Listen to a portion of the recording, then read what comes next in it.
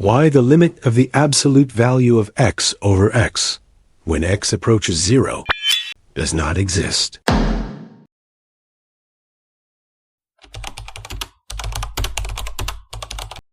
The problem asks us to explain why the limit of the absolute value of x over x as x approaches 0 does not exist.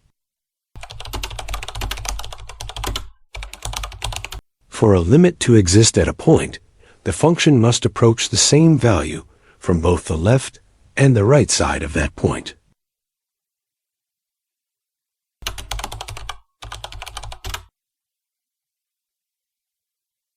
The absolute value function can be broken down into two cases.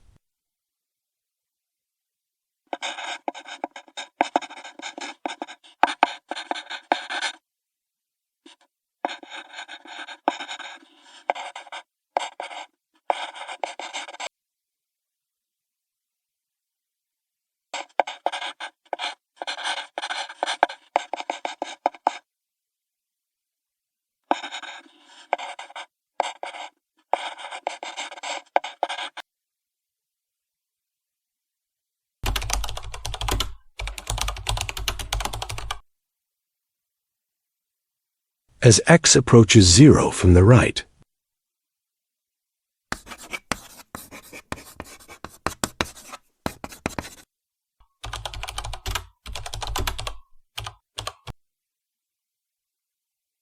as x approaches 0 from the left,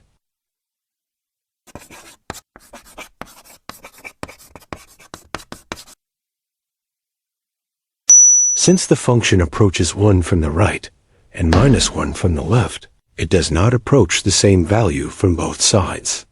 Therefore, the limit does not exist.